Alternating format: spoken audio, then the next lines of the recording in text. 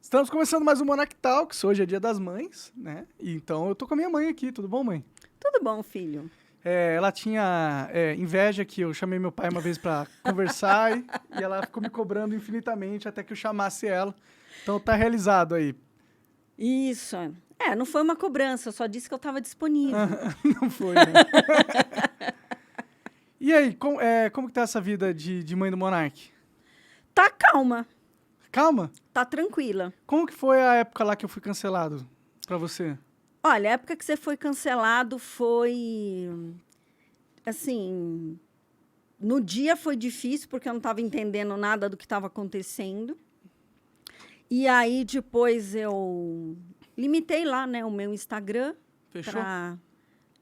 Eu limitei, né? Não fechei, não. Eu só não deixei as pessoas falarem, fazerem comentários. Mas foi uma experiência até que interessante, porque eu cheguei a interagir com alguma das pessoas que Tava me odiando. que estavam me odiando por ter parido Por você. tabela, né? É assim, né? É tipo aquela história, né, da maçã e da macieira, né? Se você olha para a maçã e acha que ela é estragada, você acha que a macieira é estragada também. E, na verdade, isso não é uma verdade, Não necessariamente, né? né? Tem aquele ditado que a maçã nunca cai muito longe do pé, né, também. Tem, pois é. Hum. Mas foi tranquilo, eu até conversei com algumas pessoas que E interagiram. o que eles falavam pra você naquela época lá? O que eles mandavam de mensagem? Então, acho que as pessoas falavam assim que eu tinha parido um nazista, um pária, né? Que então, portanto, eu era uma coisa horrorosa. Mas com alguns, eu conversei com umas 3 ou 4 pessoas que eu tive paciência, né? Uhum. E você sabe que elas saíram me pedindo desculpas? É mesmo? Verdade. Pô, então você tá com um bom poder de conversa aí, né? De persuasão, é exatamente. O que você falava pra elas terem chegado a pedir desculpa? Eu perguntei como era a relação deles com a mãe deles, né? Falei sobre a questão do julgamento, Uhum. que as pessoas estão julgando algo que elas, na verdade, não conhecem. E que todo julgamento separa. Todo julgamento separa você da outra pessoa quando você julga. Você se recusa a olhar para aquela pessoa também como um ser humano que erra, assim como as mães também não são perfeitas, elas também erram. Mas, no fundo, todo mundo está procurando um caminho de ser feliz. E eu consegui com os homens, foi interessante, sabe? Com os homens, foi bem mais tranquilo. E com as mulheres não? Não, eu tentei falar com uma mulher, ela foi irredutível, Né? com uma menina. Aí eu realmente perdi a paciência, falei assim, não vale a pena, assim. Imagina, eram centenas de pessoas, né? Não ia ficar conversando com cada uma. Sim. Mas também não senti vontade de dar uma resposta naquele momento. Quando os ânimos estão muito exaltados, né? As pessoas não raciocinam, elas não pensam. E muitas delas foram olhar, foram ver, né, o vídeo de uma forma mais pausada, com mais atenção, e viram que não era verdade aquilo que estava sendo dito. Sim. E como que foi, assim, o sentimento de ver que eu tava sendo escrachado pelo Jornal Nacional e essas coisas do tipo? Olha, eu não tenho um estômago muito forte, então eu não tive estômago para ver, assistir A a reportagem? As reportagem. reportagens? Eu realmente não tenho nervos para isso, né? Mas eu sei que, infelizmente, a mídia não está procurando a verdade. A mídia está procurando aquilo que... O Que dá clique, né? Está procurando o sensacionalismo, né? E eu acho que tem uma coisa que tem no meu coração, é que existe o Bruno, meu filho, que é o Bruno, e existe o Monark. Embora, né, as duas sejam a mesma pessoa. sejam a mesma pessoa, o Monark é um personagem, Você acha? eu acho. Por que você acha que é um personagem? Porque é um personagem no sentido de que nas mídias sociais você não é o Bruno, é o Monark. Existe um... Mas eu sou diferente na mídia social e pessoalmente? É que eu não me sinto mãe do Monark, né? Eu me sinto mãe do Bruno. Não sei Mas assim, se olhando o Monark falando, parece outra pessoa falando ou parece eu? Parece você. o Bruno. Eu acho que você é autêntico nos dois lugares, é profundamente autêntico. Entendi. E às vezes um pouco ingênuo. Isso aí é algo que me dizem diversas vezes muitas pessoas. Talvez você tenha tido que puxar, né? Porque você é ingênuo também? Eu acho que agora eu sou menos, mas eu fui muito ingênua. Uma vez eu trabalhava antes de ter você, eu trabalhava numa biblioteca pública. Eu já era formada em psicologia pela USP, mas eu não me achava suficientemente capaz de conseguir um emprego como psicóloga. Naquela época não tinha internet, você tinha que fazer o currículo em papel, sair distribuindo. E apareceu uma oportunidade de eu ir trabalhar numa biblioteca. O que você fazia na biblioteca? Eu era auxiliar de biblioteca. Aí tinha que organizar os livros e tal? Tinha que organizar os livros e atender o público, né? E naquela época tinha a bibliotecária que estava acima de mim e tinha a chefe, né? Que estava acima da Que bibliotecária. estava acima da bibliotecária. E foi uma experiência interessante porque essa chefe, ela ainda não tinha experiência de ser chefe. Entendi. Né? Ela tinha pegado uma chefia pela primeira vez e tudo que a gente fazia, ela dizia assim, mas não era bem isso que eu queria. Aí a gente fazia de outro jeito, mas não era bem isso que eu queria. Mas ela não conseguia falar o que raios ela queria. Ela não conseguia falar o que ela queria. Aí um dia ela fez uma reunião, era uma mesa grande e tinha muito funcionário naquela biblioteca, muito funcionário. Foi na biblioteca de Veleiros, lá na Zona Sul. E ela chamava Maria Rita. Ela chama, né? Deve estar viva. Deve estar viva. Mas ela foi assim, naquele momento, ela reuniu todo mundo e ela perguntou qual era o problema. E eu falei. O problema era ela. Eu falei que o problema é que ela não sabia o que ela queria, né? E ela ficou muito, muito brava comigo, muito brava. E no serviço público, você não é demitido, você é colocado à disposição. E aí eu fui colocada à disposição, fui para uma outra biblioteca. Antes passei por uma espécie de coordenadora, e aí ela disse para a coordenadora que ela estava me colocando à disposição porque eu não fazia nada, né? O que não era verdade. Mas eu falei, olha, não é verdade, mas também a minha opinião não importava. Só que eu fui colocada numa outra biblioteca. Depois de um tempo, eu saí, né, da biblioteca, acho que eu montei meu consultório, fui trabalhar com consultório. E foi interessante, porque 2 anos depois, ela me ligou, ela me encontrou no número do consultório e ela me pediu desculpas. Foi na época da Irundina, que a Irundina assumiu o governo. E, naquela época, a Irundina pediu para que as pessoas escolhessem o chefe da biblioteca. Tipo, ela fez uma democracia dentro da biblioteca. Dentro da biblioteca. E eu não estava mais lá, mas provavelmente ela deve ter perdido o cargo. Imagino. Né? E ela me ligou e falou assim, Lívia, você tinha razão. Eu não sabia o que eu queria. Tipo isso, né? E, assim, que ela tinha um problema. Então, eu acho que foi uma ingenuidade minha, porque eu falei realmente o que eu pensava naquela... Né? Eu falei a minha verdade.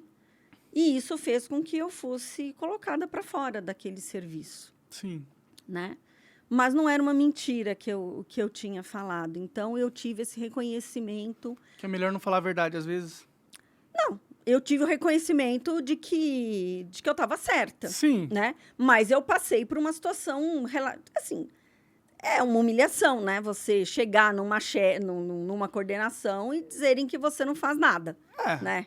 Não é uma coisa agradável de você passar. Com certeza. Então, acho que a ingenuidade faz parte. A gente vai aprendendo que tem coisas que a gente... Mas é ser ingênuo ou ser correto isso? Eu não sei, tipo... Talvez você pudesse ter falado de uma outra forma. Tudo tem a forma de você falar, né? Bom, isso é verdade.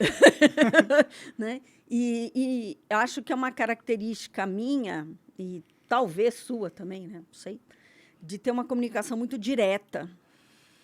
Então, a comunicação direta, ela às vezes machuca as pessoas. Sim.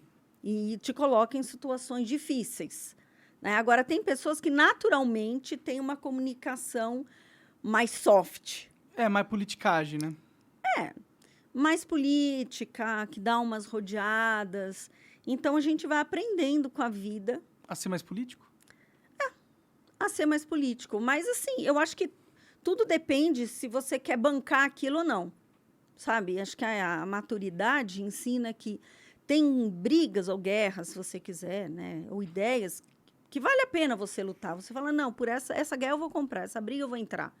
E outras que não valem, entendeu? Então, acho que é uma questão de sabedoria. O que você vai, né, bancar e o que você não vai bancar. E aí poder fazer essas escolhas, né? Muitas vezes a comunicação direta não te dá a possibilidade de escolher. Porque meio que é papum, né? Você bateu, levou, né? Você fala. É. Então, acho que foi um aprendizado que eu tive e talvez você tenha passado por isso também. Bom, eu com certeza não vou ficar mais bêbado e falar do jeito que eu falei as coisas, mas ainda não quero deixar de defender a ideia que eu defendo, que é a de liberdade de expressão, né? E é difícil fazer essa escolha, né? Porque parece que o mundo meio que te joga pra você ter que não ser você, sabe? Pra você ter que abdicar do que você acredita em prol de não ser massacrado por uma turba injusta de multidões odiosas, tá ligado? Quando você fala de multidões odiosas, o que aconteceu comigo, com a sua irmã e com certeza com você, com seu pai, né? Assim, as pessoas que falam de paz, de democracia, de harmonia entre os povos, né?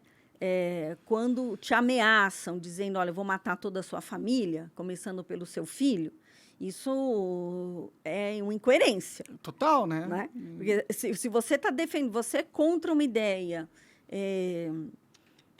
que destruiu milhares de pessoas, né, e levou a sofrimento tanta gente, e você faz a mesma coisa, então existe uma Talvez existe você uma realmente não incoerência. esteja lutando pelo bem e você só queira se sentir do bem e ser agressivo durante isso, né?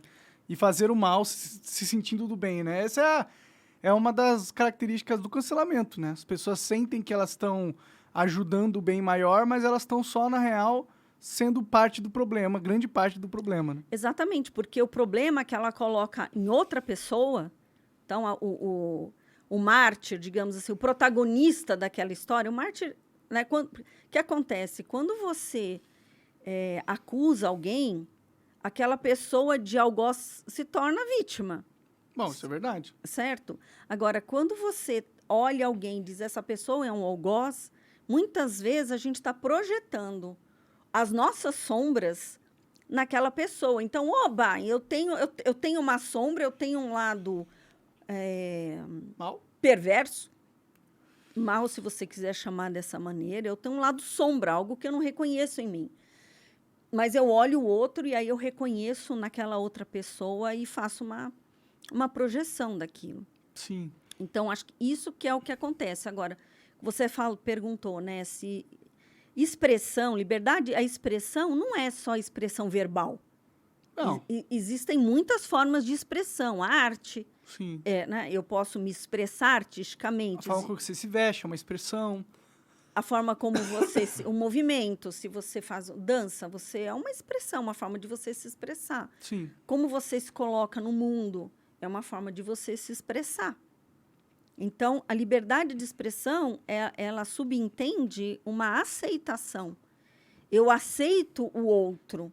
E a diferença do outro é a forma de pensar do outro, mesmo que não seja minha. Sim. Então, aí você sai do nível do conflito para um nível de entendimento e de empatia. Então, as mesmas pessoas que te acusaram de você não ser empático, também não foram. Sim, foram bem menos, né? Porque eu não tava ameaçando ninguém de morte, né? Exatamente. Então, você vê, se as pessoas falam assim, você não consegue ser empático, mas entram no meu Instagram, e o Instagram é considerado uma casa, né? É a minha casa. Pelos influencers, o pessoal do marketing digital fala assim, é a minha casa.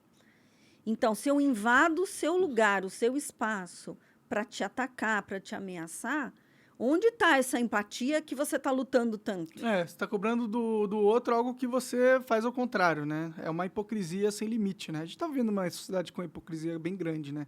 Infelizmente. Mas conta aí um pouco pro pessoal como que foi me ter, sei lá, como que foi minha infância. Então, Bruno, eu vou dizer assim que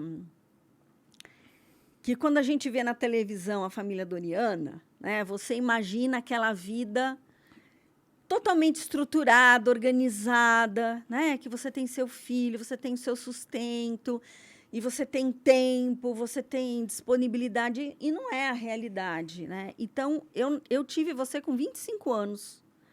Eu era uma criança, né? Hoje, olhando a sua irmã com 25, eu falo, gente, eu era uma menina, uma criança.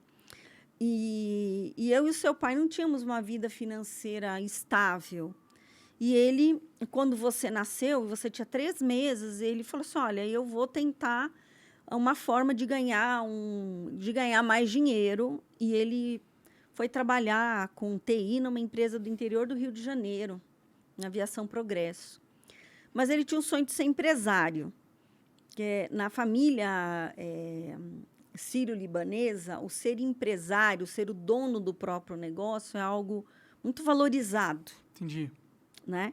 Então, acho que o seu pai tinha esse sonho de ter o negócio dele. E ele foi para o interior do Rio de Janeiro e passou dificuldade. Ele alugou uma sala para a gente montar a empresa e tinha que tomar banho, não tinha nem chuveiro, sabe? Era na goteira do banheiro, dormir no chão. E foi A empresa do que ele estava abrindo lá?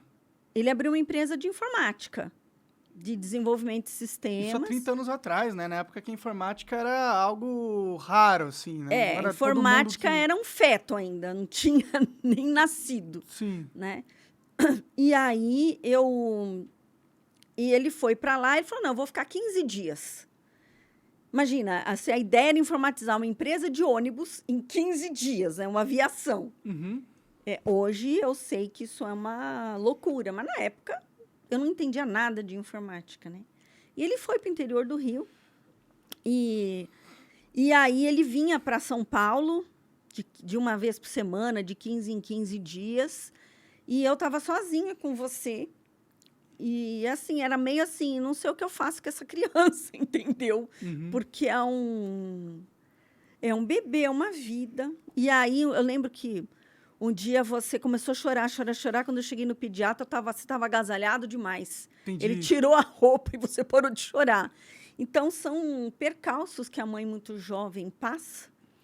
E principalmente se ela não tem uma outra mulher mais madura, uma outra mãe mais experiente do lado. E a sua mãe e minha avó não te ajudava nesse sentido? Eu nem digo que ela não me ajudava, mas a sua avó Antonieta, a minha mãe, ela tinha uma série de problemas de saúde, né? Não era uma coisa assim dela estar sempre em casa, não era uma relação também que eu tinha muito fácil. Ela tinha muitos filhos, né? Ou 3? Ela teve 3 filhos, mas meu pai que teve mais, tinha 3 antes, né? Entendi. Então, assim, o seu pai vinha do interior do Rio e, assim, ele começou a dizer, olha, eu estou dormindo no volante, eu estou vendo o bicho passar do lado do carro. Tipo ilusão, tipo alucinação. Tipo uma alucinação por exaustão. E aí eu tive que fazer uma escolha, porque se eu ficasse em São Paulo e ele em Três Rios, ou eu ia ficar viúva, que ele ia morrer no caminho, ou eu ia me separar, porque não tinha como sustentar um casamento de duas crianças, né? Porque eram 2 jovens de 25 anos tentando criar um filho e sem recursos financeiros, porque a gente não tinha estrutura financeira ainda. O apartamento que eu morava, meu pai que deu, né? E seu pai também tinha um imóvel, enfim. E aí eu escolhi, falei, eu vou embora. Aí você foi para Três Rios, Eu fui para Três Rios, onde ele tinha montado essa empresa, mas seu pai também não tinha nenhuma experiência como empresário. Então, foi uma situação engraçada, porque Ele falou, olha, Lívia, formulário contínuo, naquela época, era formulário contínuo, que eram umas caixas, assim, de papel, e você punha na impressora, e era aquela impressora que existia. E ele falou assim, Lívia, formulário contínuo aqui é muito caro, mas eu vou buscar em São Paulo. Então, ele comprou uma carretinha, e ele vinha aqui em São Paulo, buscava e vendia lá. Entendi. Entendeu? Por um preço mais baixo que o do concorrente. Pode crer. Só que o que aconteceu foi que ele usou o dinheiro para pagar as contas. E aí chegou uma hora que eu não conseguia pagar a duplicata dos... Para comprar mais material. Para comprar mais material. Então, nesse momento, foi que eu tive que... Eu fui para Três Rios, eu fui trabalhar na empresa para organizar enquanto ele trabalhava lá na empresa de ônibus. Que ele tinha um emprego lá também, né? Que Ele tinha uma empresa e estava trabalhando e tava como funcionário numa empresa de ônibus. Era tipo um PJ, né? Ele não era funcionário. Tá, entendi. Era um Era tipo terceirizado. um PJ. Uhum. Então, foram anos, assim, muito, muito difíceis que a gente passou lá. Mas, por algum motivo, algo a gente tinha que aprender naquele lugar, Uhum. né? Então, foi isso, assim. Foi, assim, não saber ser empreendedor, não saber ser empresário. Você muito pequenininho. Lá, Três Rios é uma cidade muito poluída. É mesmo? Por quê? Por causa da linha do trem. Então, o primeiro lugar que a gente foi morar foi um apartamento atrás das linhas de trem. Entendi. Era barulheira toda hora também. Era barulhento e tinha um pó preto. E aí você começou a ter problema respiratório. Aí a gente teve que encontrar outro lugar para morar. Aí a gente vendeu o apartamento que a gente tinha em São Paulo, comprou uma casa lá. Foi aquela casa lá que eu lembro? Ou foi outra casa? Deve ser a que você lembra, porque você era maior, né? Tinha uma piscina. É, sim. E, olha, assim, eu vou dizer que se alguma coisa tinha para dar errado, foi naquele período, porque foi tanta encrenca que a gente teve que aprender a resolver, né? Mas foram aprendizados, enfim. E como que eu era criança? Eu morei lá em Três Rios até os 6 anos de idade, né? Acho que 7, né? 7 anos. E que tipo de criança que eu era? Você sempre foi uma criança extremamente amorosa. Você é uma criança que, quando a gente ia Gente, eu não lembro, tinha um restaurante lá, acho que era Chopana que chamava o restaurante. Acho que é Chopin. Né? Você levava um carrinho para você e um carrinho para o seu amigo. Mesmo que você não soubesse ainda quem ia ser. Quem era o amigo, né? Quem era o amigo. Então, você é extremamente amoroso, você sempre se preocupou de levar um brinquedo a mais, mas você não dormia. Eu não dormia? Você começou a dormir a noite toda com 4 anos de idade. Até as 4, então, eu acordava durante a noite. Você acordava. Nos 2 primeiros anos, você acordava chorando muito. E era engraçado porque você tinha 3 chupetas. Uma na boca, uma na mão direita e uma na esquerda. Então, na mão direita você ficava passando assim na testa, outra chupava e outra você segurava na mão. Entendi. Aí, quando caía uma chupeta, você chorava. Entendi. Aí a gente ia lá, entrava debaixo do berço, pegava a chupeta e te dava na mão. Aí, quantas vezes o seu pai pegava o carrinho, botava você no carrinho, empurrava você no carrinho para você dormir. Então, até os 2 anos, você não dormia, você chorava muito, muito, muito. Dei trabalho, então. Você deu. Aí, com 2 anos de idade, você começou a falar. Então, você falava assim, mãe, olha o bicho, olha o bicho. E você tinha a sensação de que você via bichos no seu quarto. E aí, você leva no pediatra, ele diz, você deve estar vendo filmes de terror. Por isso que ele está vendo bichos. Ele só tem um problema, nós não temos televisão. Então, ele não está vendo isso na televisão. E aí, naquela época, eu era espírita. Hoje em dia, eu estou com um problema ainda, que eu não sei se eu sou ainda espírita. Você está agnóstica. Assim, eu acredito em muitas coisas da doutrina espírita, mas eu não frequento mais centro espírita. Então, eu não diria que eu sou uma espírita raiz, como eu fui muito tempo. Uhum. Mas eu fui buscar ajuda no centro espírita e, coincidência ou não, conforme eu ia indo nas reuniões, você foi acalmando, e durante 2 anos, assim, se faltava 1, 2 semanas, você voltava a chorar. Pode ser emocional, psicológico, transferência, aí cada um acredita no que quiser, não é? Mas para mim foi assim. E com 2 anos, a gente fez uma viagem para São Paulo para ver a sua avó Márcia, sua avó Antonieta, né, para visitar elas. E quando a gente voltou, eu esqueci a mamadeira em São Paulo. Cheguei lá, não tinha mamadeira. E você mamava à noite, né? Você acordava chorando. Mãe, eu quero leite. Eu lembro disso. E aí eu levantava, esquentava, te dava mamadeira e você tomava no berço. E aí você punha a mamadeira do lado na frestinha do berço. Você colocava, você não jogava, você encaixava. Olha, era uma organização. O que aconteceu com ela, né? Aconteceu. Você perdeu esse dom. Você encaixava a mamadeira e voltava a dormir.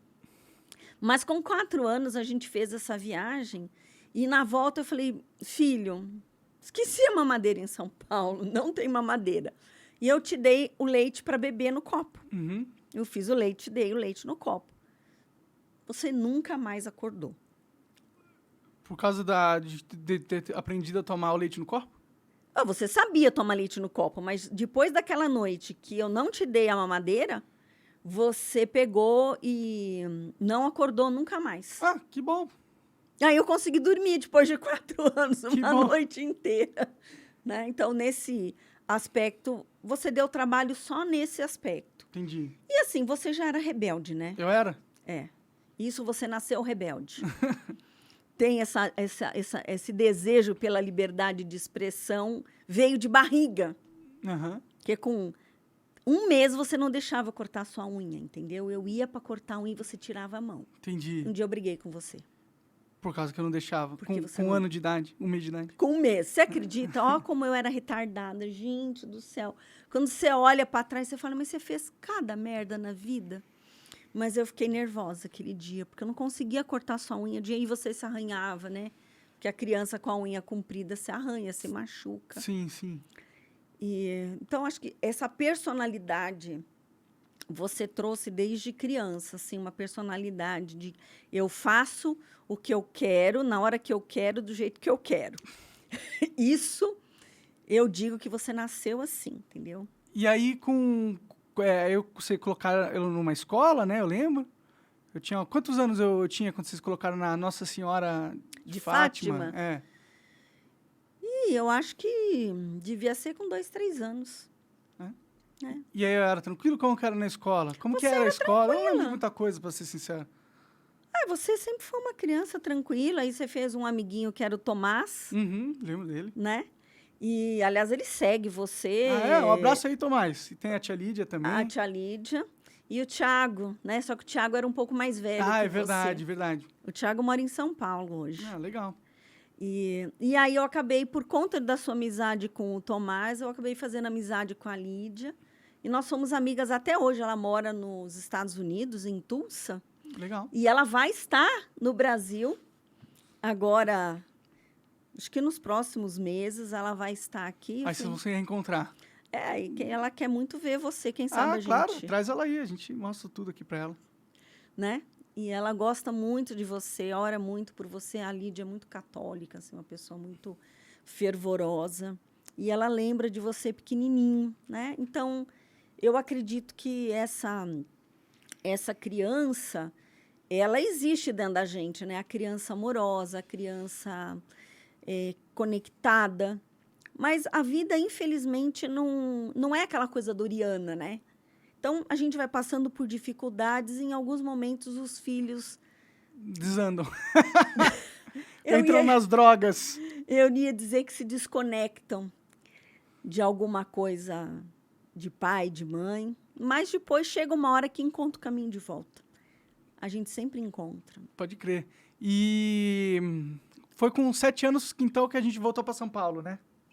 A gente voltou para São Paulo quando a sua avó Márcia faleceu, né? A mãe do seu pai. Sim. E aí a gente tinha um lugar para ficar lá em Três Rios, a empresa O seu pai não tá, ele estava na Progresso, mas não do jeito que era antes.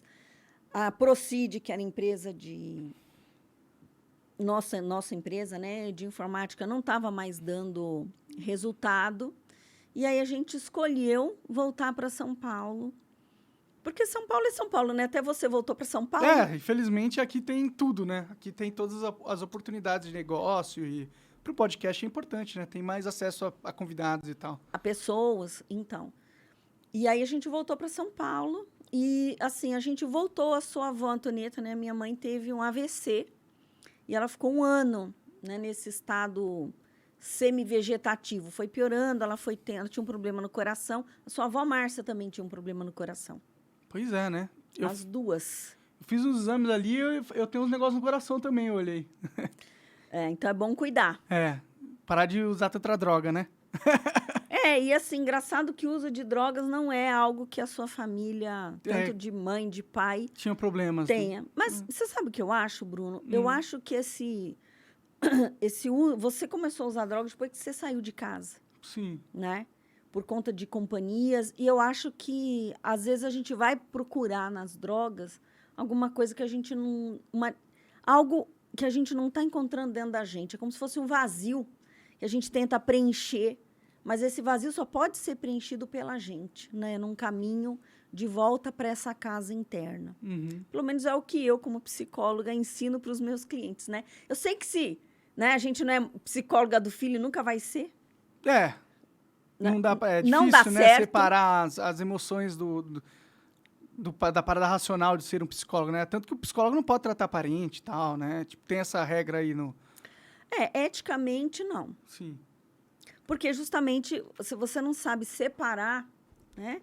Você precisa ter você não pode se apegar ao seu paciente, porque talvez você não dê as melhores dicas para ele, porque você tá com um viés emocional por ser parente, né? Mas você sabe o que eu penso? Que você sempre vai ter um viés.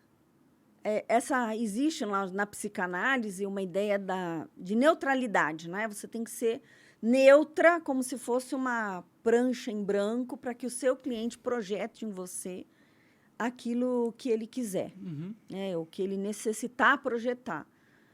Mas nenhum ser humano realmente é uma prancha em branco.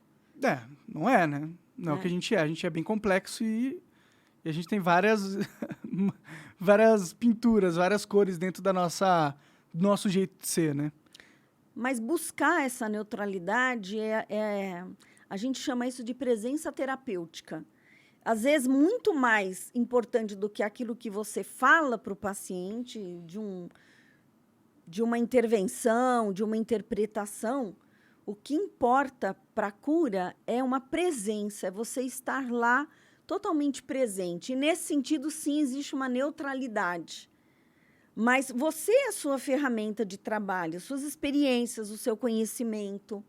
Então, qualquer coisa que eu fale para você vai passar por tudo isso, por quem eu sou, pelas histórias pelas quais eu passei, por aquilo que eu estudei, pelo aquilo que eu vivi. Sim. Mas a gente busca, através do aterramento, uma neutralidade, estar presente para o outro. E aí, quando eu era mais velho, como que eu era, assim, já com 7 anos? Que tipo de pessoa eu era? Olha, acho que conforme você foi ficando mais velho, você foi ficando mais introvertido. Entendi. Então eu era mais extrovertido quando criancinha. Você era mais extrovertido. Só que eu acho que você nunca foi uma criança, talvez na escola, de ser, como é que a gente fala? Como é que fala? Não sei, tipo, centro da atenção ou não? Fala mais alto, Thaís. É popular. Nunca fui popular na escola? Acho que essa coisa eu também nunca fui popular, né? Você não era criança popular. Então, teve uma vez que você fez um aniversário. Eu falei, você convidou todo mundo, a gente arrumou a festinha, não apareceu ninguém. Pois é, né? Eu lembro, mas isso aí já estava em São Paulo, né? Já estava em São Paulo. Então, talvez, né, essa coisa de por algum motivo, eu acho que você sempre teve essa característica mais introvertida. Ser mais na sua. De ser mais na sua e nunca... Você fala tanto de liberdade de expressão, talvez seja algo que você não expressou durante muito tempo na sua vida, né? Tem coisas que a gente não expressa, que a gente não fala de sentimentos, de emoções. Então, pode ser que algumas coisas não tenham sido expressas ao longo do seu caminho. Da minha infância. Da sua acho que mais no período de adolescência. Que tipo de adolescente eu era? O caseiro. Caseiro.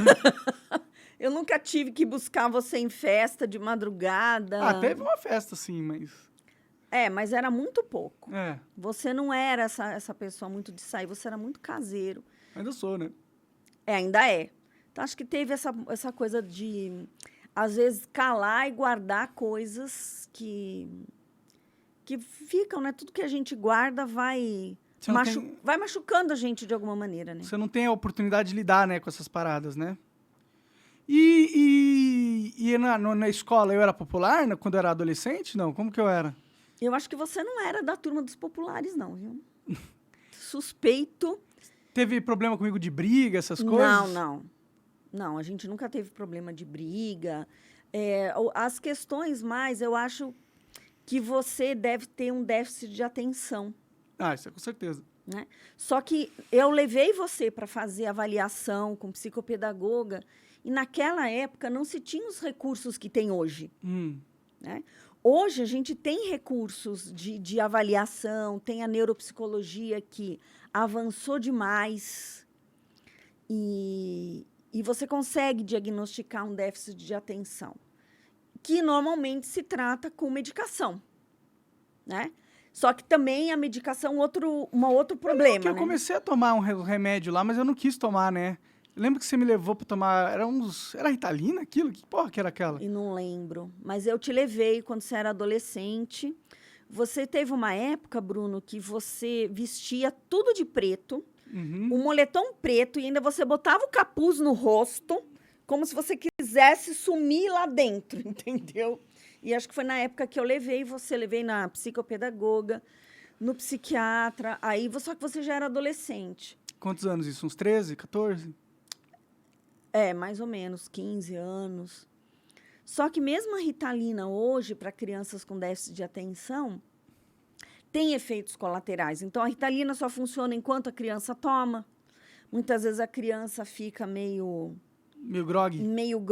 Eu lembro que eu tomei uma vez só, não foi? Eu não lembro de ter tomado mais do que uma vez. Porque a medicação tem efeito colateral. Leva umas 2, 3 semanas para o organismo se adequar, né, àquela medicação. E tem pessoas que depois de adulto identificam déficit de atenção, vão se medicar e que conseguem um outro tipo de qualidade de vida. Entendi. Né? Mas provavelmente você teve um déficit de atenção, tem, né? Porque isso é uma condição neurológica. A gente não teve esse diagnóstico realmente seu. E muitas pessoas com déficit de atenção caem numa depressão. A depressão a gente chama de comorbidade. É algo que está associado ao déficit de atenção. Entendi. Eu era meio depressivo, né? Então, nessa época da adolescência, você era. Quando criança, não. Mas quando adolescente, sim. E a sua dificuldade de estudar, né? Porque era assim, a escola que você estudava não tinha lição de casa. Talvez isso tenha sido ruim. Era o Montessori, né? Uma escola montessoriana. Eu achava ótimo, na real. Ter que mas ficar as em casa poucas sem fazer tarefas que você tinha em casa, você não fazia. Sim. Né? E aí eram as questões... Eu sempre fui muito bagunceiro, né? Eu não ajudava muito em casa, né? Eu acho que você sempre teve, assim... Quando você pega uma ideia, como é que eu vou dizer assim? Uma bandeira, né? Quando você tem uma ideia que é uma bandeira... Realmente nem Cristo na Terra faz você mudar de ideia. É difícil, né? É Cabeça difícil. dura. Eu dei muito... Que tipo de trabalho eu dei? Eu dei alguma vez? Teve alguma... Bom, eu já me machuquei muito, né? Eu gostava muito de me machucar, né? Então, não acho que você gostava de se machucar, mas... Não tô brincando. Mas eu me machucava bastante. Eu sempre fui meio estabanado, né? Não, então, quando você era pequeno, lá em Três Rios era um calor infernal, né? E eu deixei você na banheira, brincando na banheira. E aí você resolveu fazer, acho que o número 2. Uhum. E naquela época você puxava a descarga. Eu acho que foi a última vez que você apertou a descarga na Talvez vida. seja por isso que eu não puxo descarga, hein? Será que é um É. trauma? Eu acho que é um trauma, Pode porque ser, hein? você subiu na privada e foi dar a descarga e você caiu. Caí e bati a cabeça E na bateu pia. a cabeça Rachei a no cabeça. bidê. Foi no bidê? Achei que tinha sido na pia. Acho que foi no bidê. Você caiu, bateu a cabeça, enfim, né? É. Depois, o outro corte que você teve foi indo buscar uma latinha de Coca-Cola. Eu estava grávida da Thaís. Sim. E você puxou a latinha e bateu aqui no queixo. Fez um cortezinho, né? E teve uma vez, acho que você caiu de uma gangorra, alguma coisa assim. Eu tava você- brincando com um amiguinho na gangorra, eu fui inventar de dar a mão, e aí ele desceu e eu tava lá em cima, eu desci junto. Não, acho que foram esses os machucados, mas é coisa de... Teve na escola também, lá na prima escola, né, que chamava. Né? Prima Você se escola. machucou lá? O queixo. Eu bati no queixo no banco de cimento que tinha lá. Ixi. Aí eu- É verdade, porque você bateu 2 vezes o queixo. É. Então eu machuquei já algumas vezes. Mas é coisa de criança, É assim. normal, faz parte. Agora, você não era uma criança briguenta, que arrumava problema, que discutia. Não, você sempre, assim, você sempre dividiu o que é seu. Aliás, né, falando de dividiu, eu vi um corte de um podcast com uma vidente, né, falando de você. E eu achei impressionante, assim, a capacidade, assim, ela falou... Ela acertou, é. É Ela a Vânia, acertou. né? Um negócio assim. Vandinha. Vandinha, é. Aquele Planeta Podcast. Pode crer. Ela acertou tudo que ela falou de você. Ela falou, ele gosta de ficar na dele, mas ele gosta de dividir tudo. E é verdade, você tem um coração enorme. Sempre teve. Não. Eu não acho que você não tem esse coração. Você continua tendo esse coração. Eu só acho que você é revoltado com algumas coisas. Tipo o quê? Revoltado, por exemplo, com a mídia, com a falta de liberdade de expressão. Acho que você tem revolta de coisas que aconteceram na sua infância. São revoltas que você tem. Entendi. E eu era bom aluno, não? Depois de velho, assim? Você nunca gostou de estudar, né? Estudar. E eu acho que queria que você contasse um pouquinho, né? Que você, quando você jogava o Minecraft, que você achou que você ia trabalhar onde mesmo? No McDonald's. No McDonald's. Você nunca contou isso pra mim. Eu não contava que eu... Não, você não contava nada. Aliás, continua não contando, né? né? Eu sou meio interno tudo, né? As coisas na minha cabeça. Você vai colocando tudo pra dentro. Sim. E eu achava... Eu não era bom aluno, né? Eu até cheguei a sair... Eu não sei como que vocês deixaram, né? Eu agradeço, mas não sei como que vocês deixaram. Eu acho que no segundo ano do colegial, logo no comecinho, eu saí.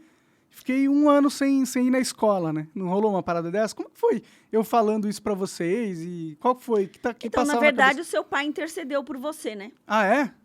Você não lembra? Ele veio em Não casa, a gente já não estava junto, e ele veio falar que você ia querer fazer Você foi pedir ajuda pro seu pai. Mas isso era na época do curso de teatro, é isso? Não, foi antes, né? Que eu ia querer fazer o supletivo. Que você ia querer fazer supletivo. Porque, na verdade, você foi estudar numa escola muito longe da onde a gente era a FECAP, morava. né? Na FECAP, Eu tinha que pegar um ônibus, um metrô, todo dia pra ir. né? E, enfim, foi uma época que eu sugeri pro seu pai de você ir morar com ele, mas não rolou. Meu pai também não tava com uma casa muito grande na época, né? Não cabia. Não cabia, mas, enfim. E, no final, acho que a vida, ela acontece como ela tem que acontecer. Mas foi ok, assim, pra eu ficar sem estudar? O que você pensou? O que passou na sua cabeça? Você falou, esse moleque aí, vou ter que sustentar ele pro resto da vida dele. Eu nunca pensei isso. Não? Não. Eu pensava. Você pensava que eu ia te sustentar? Não, nunca pensei isso, não. Acho que eu sempre acreditei que você fosse encontrar um caminho. Eu não achei que fosse ser o caminho do Minecraft. Mas a gente sempre acha um caminho. Ah, sim. Aí você estava procurando, você foi no teatro, né? Foi fazer o curso de teatro, foi tentar ser manequim, né? não é manequim que fala, modelo, né? né? É modelo, Modelo né? de propaganda, né? É fazer propaganda, na verdade, que eu queria fazer, porque eu lembro que, porra, é 5 mil reais pra aparecer uma vez lá um dia, pra mim parecia ótimo, assim, tem que ir lá uma vez e ganhar 5 mil reais, tô feliz, tá ligado? E a parte do mínimo esforço Continua, né? continua, né? Aliás, isso deve ser de família, mas não veio do meu lado, tá? Tá tentando se safar dessa. Não, mínimo esforço não veio do meu lado da família. Ai, meu Deus. Mas, e aí, quando eu tava... Quando que você descobriu que eu tava fazendo vídeo? Porque eu acho que eu não contei pra vocês, né? Contou, Contei? eu sabia. O seu pai te deu uma câmera, né? Te ajudou a comprar gente uma comprou câmera. junto. Eu trabalhei um pouco com ele lá na Gregory. Isso. E aí vocês compraram uma câmera e você vinha falar, ai, mãe, eu tô com 7 inscritos. Mãe, eu tô com 100 inscritos. Um dia você sentou, mãe, eu tô com 1.000 inscritos. Eu fiquei pensando, o que será que isso significa? É porque era novo tudo, né? Era muito novo, eu não tinha ideia também. Ninguém tinha, né? Era a primeira vez que a internet surgia assim, de forma que alguém poderia ter uma carreira construída só na internet, né? Isso não existia antes. E você sempre buscava situações em que você fosse visto, né? Então, assim, o teatro, a propaganda, sempre era estar nos holofotes. A sensação, o desejo de ser visto. Acredito eu que todo mundo que gosta de uma câmera, tipo, eu também gosto. Ainda não dei certo, mas estou trabalhando, né? Não dei certo assim, acho que não. Não estourou, não virou influencer ainda. Não virei ainda uma influencer. Uma avó influencer, talvez, não sei, não sou vó ainda. Mas acredito nisso, que é porque são pessoas que não foram vistas, ou que não se sentiram vistas, lógico, pelo pai e pela mãe. E como que foi essa questão de eu criar, quando estava estourando? O que você pensava naquele momento? O que você pensava de tudo aquilo, de construir canal no YouTube, depois eu falava estourou? Assim, ai, graças a Deus que ele encontrou um caminho. Então você se preocupava, né? Não, eu me preocupava com você porque você não se encontrava. Sim. E foi assim, pô, graças a Deus, né, que você encontrou um caminho. E aí, quando você viu que eu tava ficando conhecido, pegando, sei lá, 100 mil views num vídeo, tava com 100 mil seguidores... Eu me preocupei de você gerenciar o seu dinheiro, né? Porque você não parecia muito preocupado com isso. Mentira, né? Eu economizei todo o dinheiro daquela... Inclusive, eu tô usando ele até hoje, né? Nossa. Pra pagar advogado. Então, é um aprendizado. A gente perde de um lado e ganha de outro. Sim, sim. Né? E quando você chegou a... Você não foi nos eventos comigo, né? Tipo, BGS, você não viu? Cheguei aí. Eu fui num evento que você fez uma palestra. Lembra que a gente já tinha Game Store? Lembro. Foi em Campinas, não? Em Campinas a gente foi. Não, porque Campinas eu acho que foi com meu pai. Eu não sei. Teve um que a gente foi para tentar vender as camisetas. Acho que era o Age, talvez, de Campinas. Talvez fosse um outro evento, só que também em Campinas, né? A gente foi com você. Chegamos em evento. E o que passava na sua cabeça? Ixi, meu filho tá sendo conhecido e tal. É só isso, tipo, encontrou um caminho, tô feliz por ele. Eu lembro que uma época você queria que eu fizesse faculdade ainda, né? Quando eu tinha 5 anos de idade, eu fui passear na USP com meu pai. E a USP era um mato, né? 52 anos atrás. Sim. E eu lembro que meu pai falou, quando você crescer, você vai estudar na USP. Então ele te direcionava para isso? Com 5 anos. Eu peguei aquilo e realmente eu entrei na USP. Entrou na USP. Né? Então, a escolaridade, o estudo formal sempre foi algo muito valorizado. Na sua família e você? Na minha família. Né? E eu acho, né, depois eu fui fazer o curso de neuropsicologia, e no curso de neuropsicologia, realmente, o estudo formal, ele favorece a criação de conexões nos neurônios que a gente chama de reserva cognitiva, né? Entendi. Porque é uma forma organizada com que essas conexões vão acontecendo. Então, é diferente eu sei que você sabe muita coisa, mas o estudo formal, ele traz uma organização até neural, porque o cérebro só se forma aos 24 anos, ele só termina de se formar aos 24 anos, que é mais ou menos quando acaba a faculdade, né? 22 anos, 23. Então, é quando toda a estruturação neural se dá e por o isso cérebro você insistia de eu fazer faculdade? Não, eu não sabia disso. Né? Eu insistia porque, na minha família, o estudo formal sempre foi muito valorizado. Né? Agora, realmente, financeiramente, em termos de influência, você foi muito mais longe do que qualquer um da família, né, que estudou. Sim, sim. Ah, foi um caminho novo, né, também que se abriu, né? Eu tive sorte de ser pioneiro, né, nesse sentido. É, e na fase que eu fali, o que se passava na sua cabeça? Quando que você faliu? Ah, em 2015, né?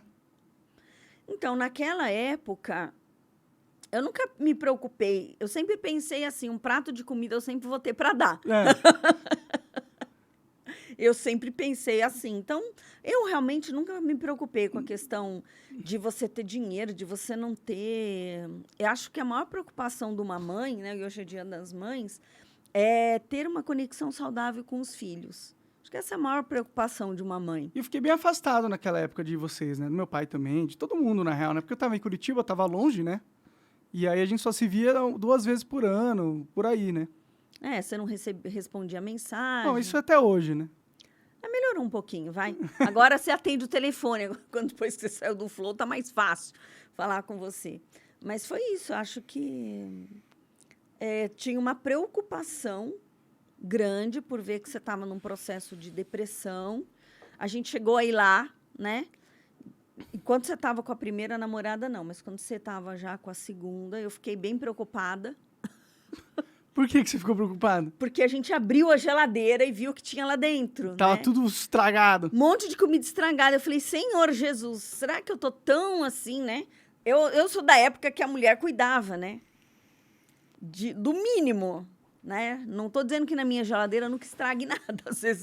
Às vezes estraga, mas assim, era quase um abandono, né? E isso me preocupou. Mas eu não sei, você é 50% sua mãe, 50% seu pai, lógico, né? Como DNA.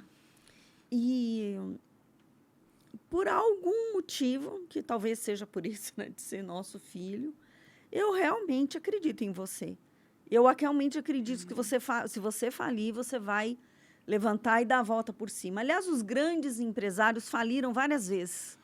Bom, então nessa, só não virei um grande empresário, mas falir eu já fali várias vezes.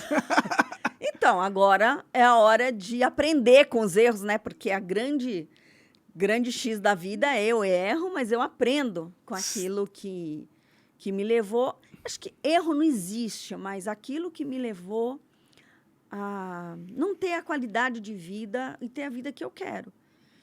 Sim. E às vezes a gente fica tentando, né?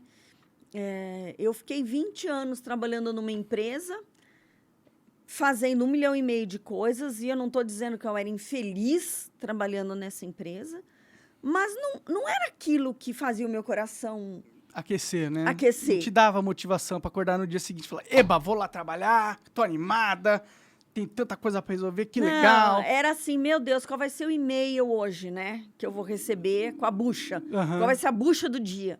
Mas foi um trabalho que me permitiu sustentar vocês, não que seu pai não colaborasse, né? Mas Sim. sustentar a casa, sustentar vocês. E alguma coisa eu devia ter para aprender lá.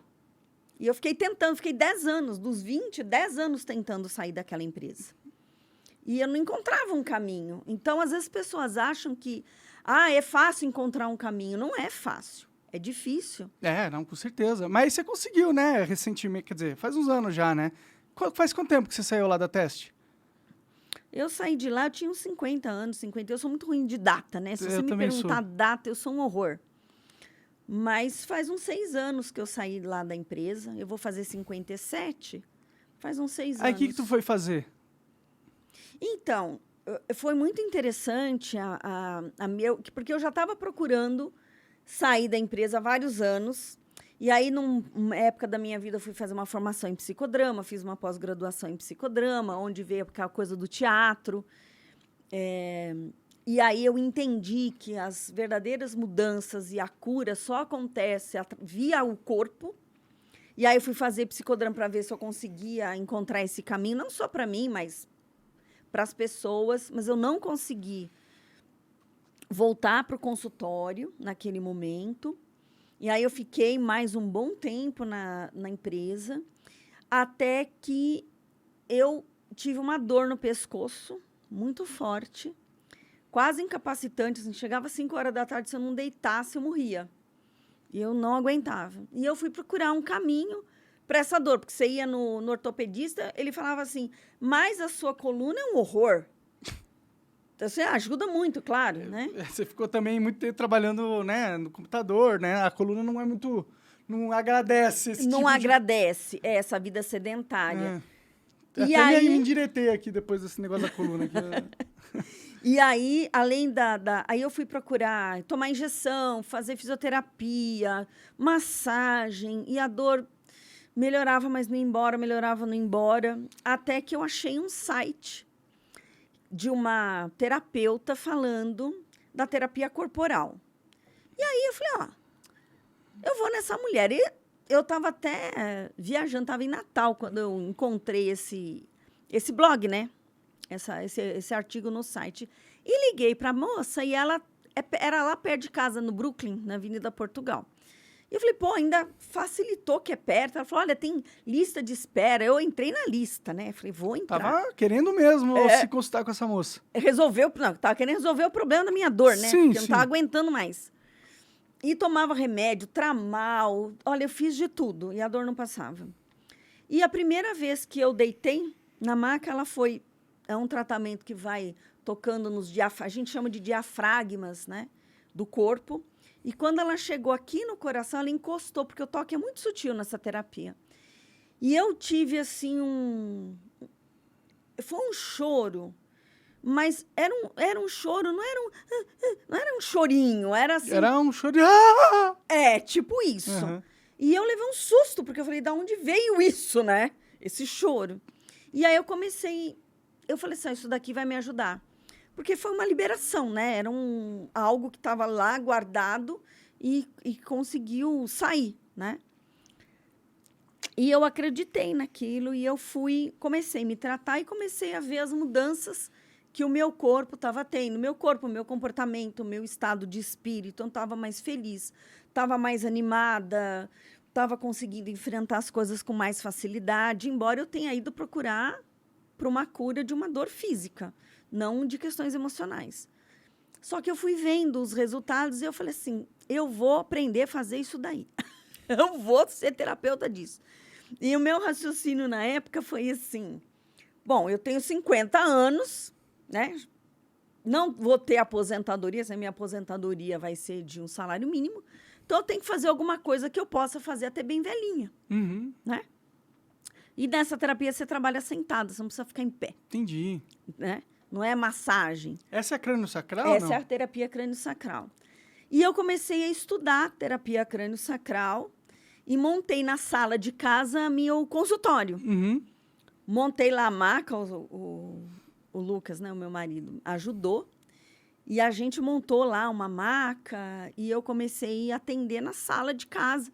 E uma coisa tão engraçada é porque, às vezes, a porta da lavanderia estava fechada e ele teve que pular a janela várias vezes para entrar em casa, porque ficou trancado lá de fora.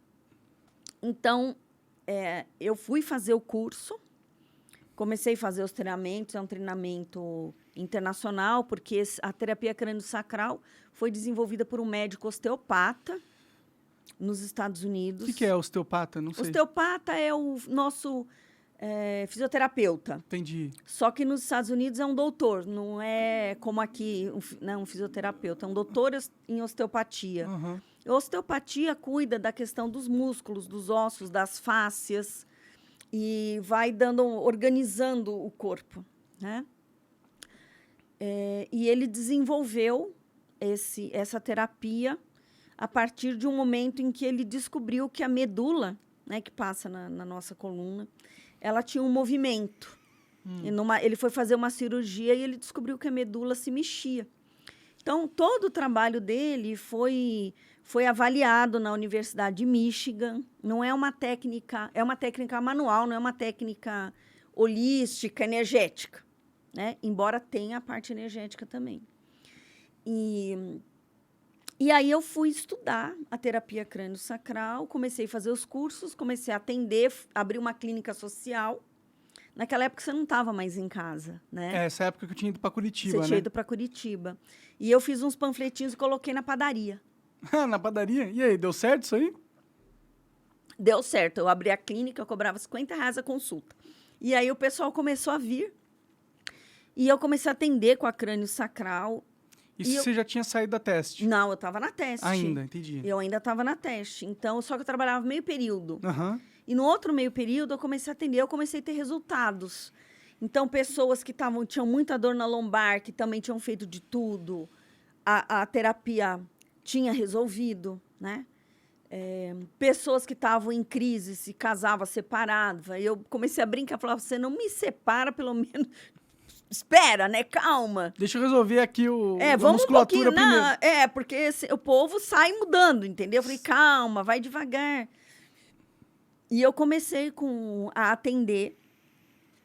E por conta do Lucas ter que pular a janela, ele falou assim, vamos montar 2 salinhas no fundo de casa. Então, a gente pegou o fundo, montou 2 salas. Uma eu atendia, eu falei, eu posso começar alugando, né? Vai dando uma receita, essa outra sala. E a gente começou assim. Até que, num dos treinamentos, que chama Somato Emocional 1, a gente tem 2 treinamentos que a gente chama de... São treinamentos estruturais. Então, você ajuda o corpo a liberar as tensões internas da fáscia, dos órgãos, da musculatura, através desse toque. E depois você vai para um treinamento que é somato emocional. Então, você, através do corpo, você consegue chegar nas emoções. Porque as emoções ficam guardadas nas células, né? Que é o que se chama da psicossomática, das memórias celulares. Então, você consegue chegar nesse nível de tratamento. Aí você destrava as emoções mexendo na musculatura das pessoas. Foi o que aconteceu com você? Não é bem na musculatura, né? Você no toque sutil. Foi, então. Aí, de novo, no curso, eu tive um outro... Não foi choro, mas foi meu intestino. Eu só cagava, caralho. Meu, olha, eu nunca suei tanto frio na minha vida, porque o meu intestino fez... Aí eu fiquei suando frio até o final. E eu tendo que atender, né? O cliente lá, o meu colega, suando frio. Foi assim foi muito difícil. Aquele dia foi triste. Só que a dor de pescoço sumiu. Depois desse negócio do intestino? Depois dessa liberação, né? Que eu tive é um protocolo de boca, porque... Existem tensões que ficam dentro da boca. E aí liberou aquela tensão, liberou o intestino. E no dia seguinte, eu cheguei lá para a psicóloga, que estava dando o curso, uma americana. E eu falei, olha, aconteceu isso. Eu tive essa dor de barriga. E eu fui dormir, eu tive uma crise de pânico à noite. Eu acordei sentindo sufocada. E eu contei isso para ela, falou, olha, Lívia, você tem 2 escolhas. Ou você fica onde você está sufocada, ou você pula um muro e assume o risco. E eu abençoo essa mulher todos os dias, porque assumir o risco foi a coisa mais importante que ela podia ter dito. Não é só pular um muro, né? Toda vez que você pula um muro, você vai ter um risco que você vai ter que assumir. Você vai para um lugar que você não conhece ainda, né? Porque estava tapado pelo muro. Exatamente. Mas, assim, naquela hora, eu falei assim, eu vou pular um muro e vou assumir o risco. Aí foi quando você decidiu sair da teste. Eu não sabia ainda o que eu ia fazer, mas, sim, eu decidi sair da teste. Então, eu falo, filho, que toda decisão é visceral, sabe? Quando você decide realmente uma coisa muito importante, ela vem de dentro, é algo que não é negociável. Naquele momento, eu falei, eu vou sair da teste, que é o nome da empresa, né, que eu trabalhava, e eu não tem negociação. Eu vou sair, pronto, só que eu não sabia como. E um dia, saindo da salinha dos fundos, né, terminando um atendimento, eu olhei para casa, eu falei, gente, tem uma casa. Eu raciocinei assim, como minha aposentadoria de um salário mínimo, se eu fizer 5 salas e o teto da aposentadoria era R$5.000, né? Entendi. Então, eu falei assim, se cada sala me der R$1.000... Eu tenho uma aposentadoria aí. Eu tenho uma aposentadoria aí. Foi só o raciocínio que eu fiz. E eu tinha um dinheiro guardado, fruto de uma herança. E eu nunca gostei de torrar. Torrar, assim. Vou fazer uma viagem. Eu nunca consegui fazer isso. Eu sempre preferi pegar o dinheiro e fazer um investimento, né? Que é um dinheiro que não é seu, que veio para você e que você deve honrar. Pelo menos eu sempre pensei assim, né? Então, eu não peguei e fui viajar. Podia ter ido viajar o mundo, né? Ou ficado 1 ano sem trabalhar. Mas eu escolhi, falei, eu vou pegar esse dinheiro, e a gente reformou a casa e criou um espaço de terapias integrativas. Eu não chamo, são holísticas, mas às vezes as pessoas acham que é um espaço zen, né? Energético. Não, é um espaço, então tem psicologia, tem massagem, tem a terapia crânio-sacral que eu faço, tem a psicoterapia. Esse espaço hoje existe, agora ainda... Sim, ele existe. Que é o Instituto para Ser. Isso. É. Então, e a galera pode, inclusive, ir lá se tratar com você, com os profissionais que estão lá? Pode se tratar. Se realmente quiser tratar, né? Bom, se eles estão indo lá pagar é porque eles querem, eu acho, né? Não necessariamente. Teve um cliente que foi lá, pagou, teve a terapia porque queria te mandar um presente. É mesmo? Não, é mesmo não, que eu te trouxe o presente. É verdade, é uma camiseta de um galo muito foda, um galo chapado. Obrigado aí, eu não lembro o seu nome dele, mas obrigado, cara. Ele veio, ele veio de outro estado, Rondônia, ele veio de longe, porque ele queria mandar o presente para você. Então, se você quiser, a casa onde rola o Instituto para Ser é onde eu morava. Inclusive, o meu quarto virou uma sala de yoga. O seu quarto virou uma sala 1001 utilidades. 1001 utilidades, mas é uma sala legal, com espelhão, bem bonito, tudo organizado. Só que hoje, assim, a gente tem tanta gente atendendo lá que eu tive que transformar a sala mesmo em 1001 utilidades. Então, tem constelação familiar, tem gente lá fazendo massagem, atendendo. A gente fez uma sala que muda, né? Sim. Que se transforma. Ela pode ser 1001 utilidades, como você disse. Porque tem muitos terapeutas atendendo. Acho que depois da pandemia, muita gente se desorganizou em termos de espaço. Né? E lá na nossa região não tem outros lugares que fazem um coworking de saúde. É lá na Vila Mascote, né? Zona Sul. Na Vila Mascote. E aí você também... mas aí você saiu da Teste e conseguiu, montando esse espaço, ter uma renda ali que te... Isso, então. Eu já tinha alguns poucos clientes, mas... Porque você atende ainda como psicóloga? Atendo como psicóloga. E com a terapia crânio-sacral. Mas o que aconteceu foi que 2, 3 meses depois, houve um desentendimento na empresa e eu realmente falei assim, não, eu realmente vou... Vou vazar, tô fora. Eu vou sair. E aí a gente reformou, né, a casa para montar o espaço. E começou, né, 1 cliente, 2 clientes, e foi indo. Então, hoje eu tenho, né, um espaço legal lá com vários serviços que oferece. Lá no site do Instituto para Ser dá para ver o que tem ali, né? Dá é institutoparacer.com? Como que é? institutoparacer.com.br. Ah lá, então. E aí você também resolveu entrar na onda dos podcasts, né? Então, Bruno, você sabe que eu acho que eu fiquei, assim, espelhada em você, porque os filhos se espelham nos pais, mas os pais também se espelham nos filhos, claro, né? E eu sempre gostei muito de fazer palestra. Só que todo esse trabalho de fazer palestra, de falar para as pessoas, acontecia dentro de um centro espírita. E também o meu ciclo lá se encerrou. Acho que foi... Sabe quando o ciclo se encerra? Sim, a melhor coisa que aconteceu na sua vida é você sair daquele antro lá, na minha opinião. O pessoal acha que o centro espírita é o lugar, todo mundo do bem, é conectado. Não, lá é um BBB, na verdade, não um centro espírita. É um BBB, um Big Brother Brasil, e é um monte de gente com problema, tentando resolver os problemas com as outras pessoas que têm mais problemas que ela. Olha, eu não posso discordar de você, mas não são todos os centros espíritas que são assim. Tem uns mais harmonizados, né? Mas assim... É que vira uma politicagem. O centro espírita fica uma politicagem do caralho, na real. Tipo, todo mundo querendo ser o próximo... Presidente. Presidente. Aí o cara... Não, mas você não pode fazer isso, não pode fazer aquilo. Um monte de regra, um monte de picuinha. Toda organização religiosa passa pelas mesmas coisas. Você tem mais política do que o Vaticano faz? Não. Política total, né? A Igreja Católica, hoje em dia, é um braço político do mundo, né? Entendeu? Então, sim, era um mundo.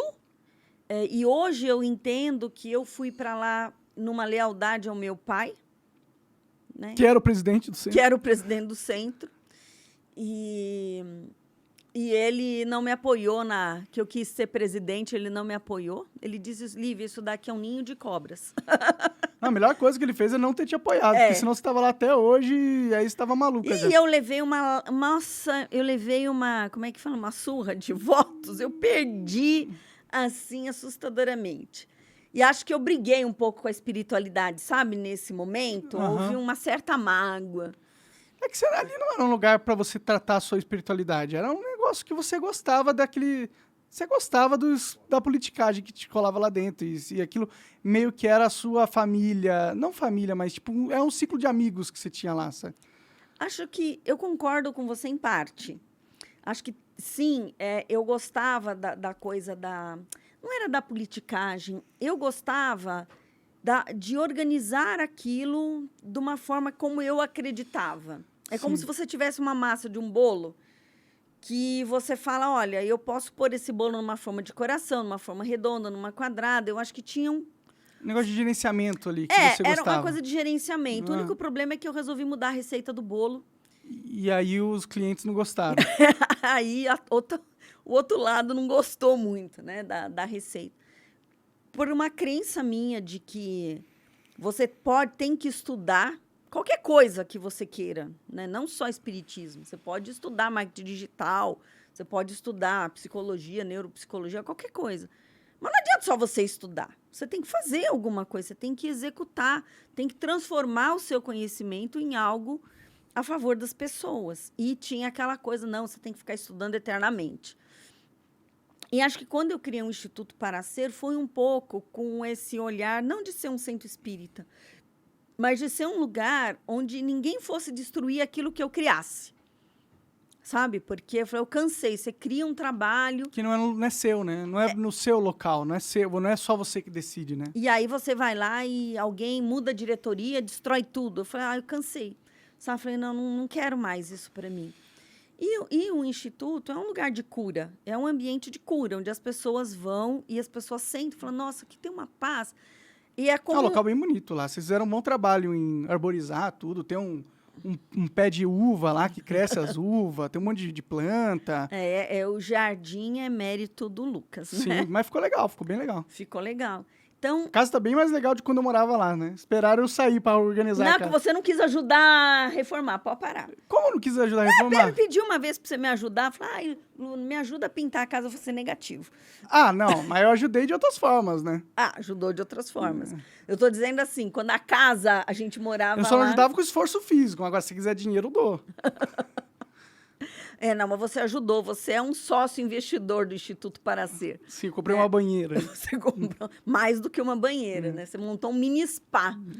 Né? Tem um spazinho lá, né? Tem um spa. E, enfim, então, assim, a gente... O que você tinha me perguntado mesmo? Que você... Bom, estava na época que você foi pro podcast, né? Por que eu queria ir pro podcast? Era isso que eu estava falando. Então, quando eu perdi a oportunidade de falar no Centro Espírita, né, de fazer palestra, eu falei, eu quero passar uma mensagem. Eu acho que tem uma coisa dentro de mim. De querer comunicar, de né? querer comunicar. Só que eu sabia comunicar a doutrina espírita. Uhum. E aí eu migrei, né? Transição de carreira total. Foi mesmo? Foi uma transição de carreira. E aí, hoje, o que eu quero comunicar é uma outra coisa. Uhum. Não desconectada da espiritualidade, porque essa sempre é uma base que a gente tem, né? Da questão de você acreditar em Deus, de sentir que Deus é uma mão que te conduz, de você ter uma fé que te acalma, mesmo diante dos desafios da vida, né? Eu tô assim, naquele momento, sabe? Que você não está no limbo, mas você não ganhou ainda a expertise dessa nova comunicação que você quer fazer. Sim. Então, é difícil, viu? Eu tô pastando. Mas você criou a sala lá do podcast, é o Pod7 Studios, né? Isso. A sala bem legal, inclusive, com microfone e tudo. Dá para alugar, né? Se alguém quiser montar um podcast hoje em dia, dá para ir lá montar. Tem o site? Qual que é o site? É pod7studio.com.br. E aí, tá rolando uns podcasts lá, né? Estão rolando os podcasts, a gente montou uma sala bem gostosa. Eu vi que foi uma famosona lá um dia desses, eu não lembro o nome dela, meu, mas faz um tempo já. Eu não lembro o nome dela. Uma mulher aí, uma artista da Globo. De vez em quando vão os artistas lá. Quem? Tem a Asi, que era uma cantora. Que ela tinha um podcast lá, né? Ela tentou criar um podcast, mas criar um podcast, você tá de parabéns, viu? É complicado. Porque sustentar um podcast como você e o Igor fizeram é para poucos. Dá trabalho, né? As pessoas não veem isso, né? Ainda mais criar uma empresa que tinha 10 podcasts, né? Mas, e aí como que tá sendo essa experiência de ter um podcast? Você criou o seu podcast? Eu criei o meu podcast. Então, acho que eu sempre tive, eu não sei se isso é uma vantagem ou uma desvantagem, eu sempre gostei muito de estruturar as coisas. E aí, gente, eu tentava gravar no vídeo, no celular, aí tinha que editar, e não tinha computador, aquilo lá me dava uma gastura, como diria a Luana, entendeu? E eu falei, aí surgiu uma outra herança. Eu digo assim, que Deus me abençoou. De heranças. De heranças. Pô, eu nunca ganhei nenhuma herança, nem quero ganhar, pode ficar vivo aí. Mas veio herança de tudo quanto é lado. Aí eu ganhei outra herança. E aí, mais uma vez, eu falei, bom, eu tenho um dinheiro, como eu posso fazer? Investir, né? Junto com o meu enteado, que é o meu sócio, que é o Thiago. A gente criou o Podset Studio como uma outra... Assim, para mim, é uma forma também de ter uma rentabilidade, de algo que não dependa de mim. Porque hoje, por exemplo, o Monarch Talks depende de você. Se você não está aqui, ele não acontece. É Monarch Talks, afinal, né? E eu acho que acontece isso também quando você é psicóloga profissional liberal. É você que está lá. Se você não está, se você resolve tirar férias... Você não ganha. Você não ganha. Tem que atender os clientes. Então, tanto o Instituto quanto o Podset Studio são empresas que podem trazer um recurso. Porque hoje eu não quero mais trabalhar até os 90 anos, entendeu? Aquela ideia que eu tive lá, já aboli, né? Abortei. Não quero mais trabalhar até os 90 anos. Então, você precisa ter outras formas de recurso. Só que falar na mídia, falar nas câmeras e levar uma mensagem é algo que me deixa feliz, que traz aquele calorzinho no coração e que seria uma forma de continuar o trabalho que eu fiz, não mais dentro dessa estrutura de centro espírita, mas numa estrutura muito maior, porque quantas pessoas cabem num salão? 100 pessoas? Na internet você pode... Você tem muito mais exponenciabilidade no crescimento você pode do impactar público, né? a vida de mais pessoas. Sim. Então, quando eu falei, não, eu tenho que estruturar esse projeto, eu não sei como estruturar, eu comprei aquele curso do Fórmula de Lançamento, né? Que eu fiquei puto, inclusive, com você de ter comprado, né? Você ficou puto. Que eu te dei uma grana, o que ela fez com a grana? Deu pra um Zé Ruela aí falar umas Não, mentiras. você não me deu nada, não foi com o seu dinheiro. Não foi? Eu dei uma grana pra você, não dei? Não, você me deu uma grana e eu fui tirar férias. Ah, que bom. Aquela grana, eu fui tirar férias. Entendi. Não, eu paguei durante 1 ano o curso e eu comecei a estudar. Isso serve também para quem quer fazer um produto digital. Vou comprar o curso do Érico Rocha. Então, Sua dica é não compre. a minha dica... Eu não sou contra o curso. Ah, eu sou meio contra esses cursos. Você paga 5 mil reais pro cara te falar umas paradas que tem na internet de graça, pra você se quiser ver. Tem na internet de graça, mas lá você tem uma estruturação. Então, por exemplo, tem um módulo de aulas com 120 aulas gravadas que te ensina como você fazer um impulsionamento de vídeo no Google, no Instagram, quais são as métricas, como você faz esse controle. Você sente que você aprendeu muita coisa? Eu sinto que eu parei na 3ª aula. Entendi. Gastou uma... É pior ainda, né? Pior ainda, gastei uma grana, porque a hora que ele falou, bom, você tem que estruturar seu curso, eu falei, bom, eu sou uma psicóloga que trabalhou 20 anos com TI, voltei para psicologia quando eu fui fazer o curso de neuropsicologia, porque aí, assim, quando eu comecei com a crânio sacral, eu fui avançando e vi que eu tinha que conhecer um pouco de cérebro. E aí eu fui fazer uma pós-graduação em neuropsicologia. Foi a neuropsicologia, na verdade, com a crânio sacral, que me trouxeram de volta para o mundo da psicologia. Da psicologia.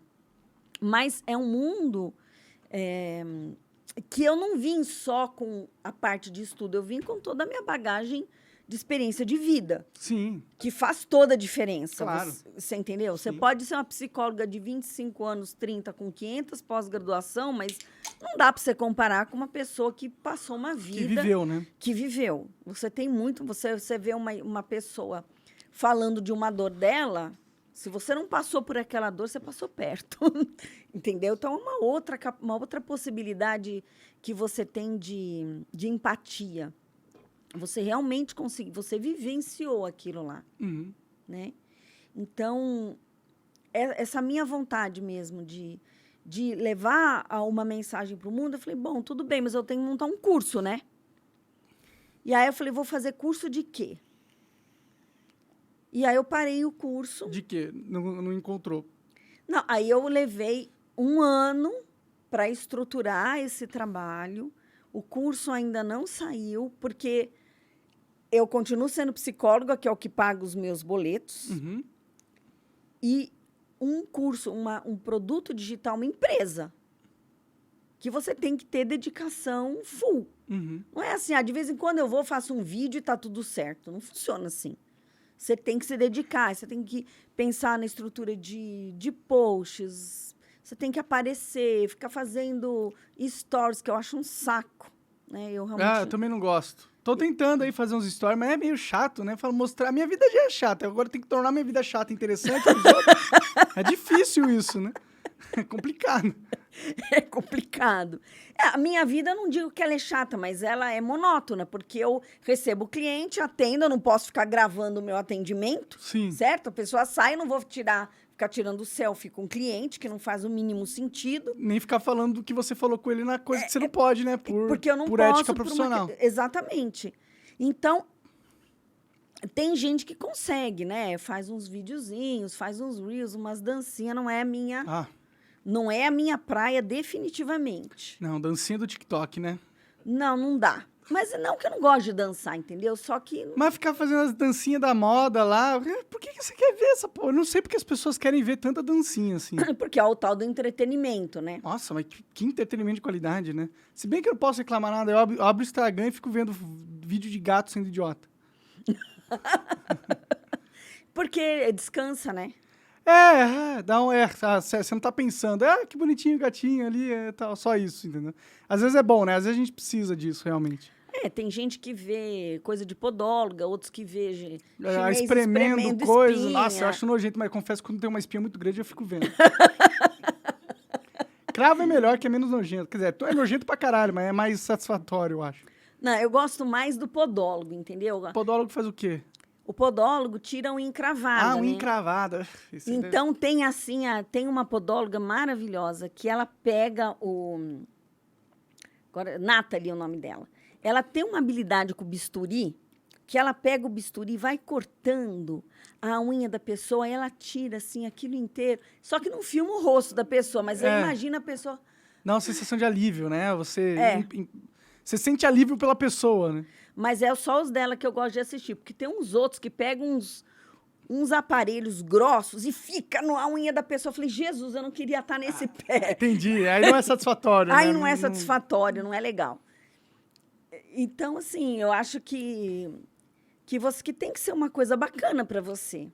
E aí, a sua irmã deu uma ideia de abrir uma comunidade aonde no Discord. E aí eu fui lá descobrir o que era o Discord. Que não é da sua geração, né? Não é da minha geração. Mas quando ela me falou, mãe, por que você não abre uma comunidade no Discord, que é um aplicativo gratuito, sim, mas que tem toda a estrutura de comunidade, estrutura de... Não, dá pra fazer um monte de coisa lá, dá pra pôr bots, pra a pessoa interagir com o bot, tem um monte de coisa, canais, salas, e imagens e tudo. Tem um monte de recurso lá, muito recurso.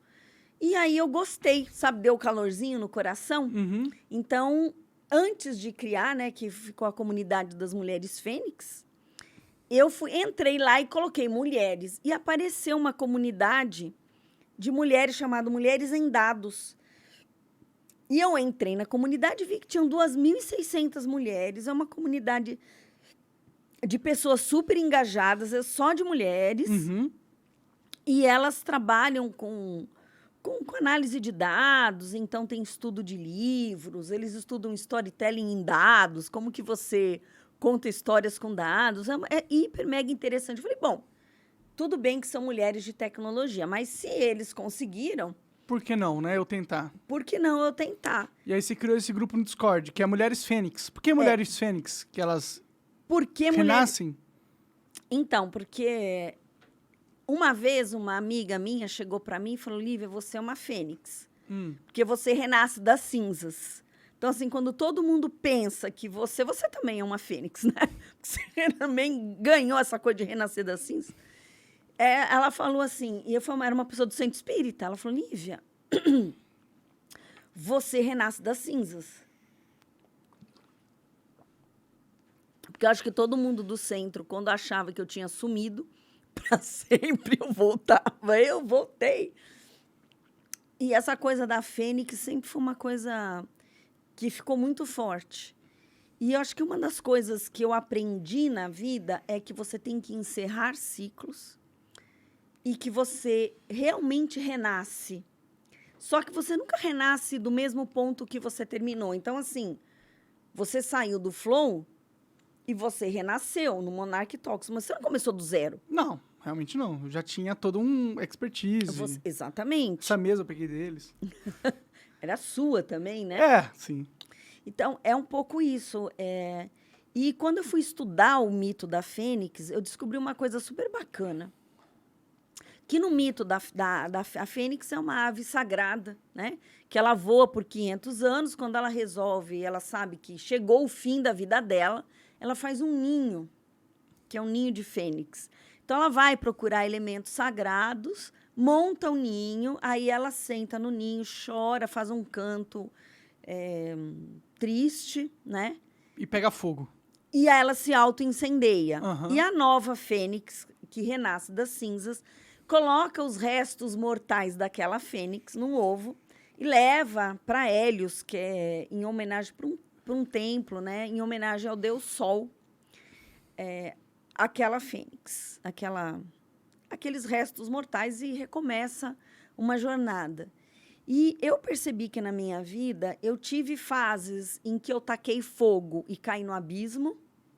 Então, que eu quero falar um palavrão, mas eu me fudi, literalmente. Não só eu, pessoas à minha volta também sofreram, né, com esses incendiamentos aí, né, com essa autocombustão.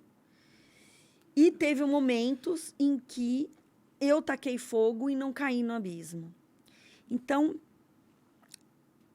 ajudar outras mulheres a entender, não só mulheres, é que eu escolhi o público. Esse grupo, Esse público, porque lá no marketing digital diz que você tem que ser específico, não sei o quê. Eu falei, eu vou trabalhar com mulheres.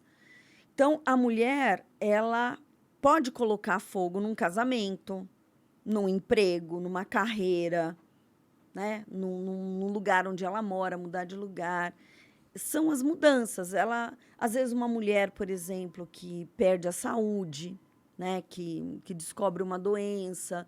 São momentos em que você tem que colocar fogo em alguma coisa. Uma pessoa que tem um acidente, que tem que recomeçar a vida. Existem várias formas de você colocar fogo, né? Sim. Mas muitas mulheres colocam fogo sem parar para olhar.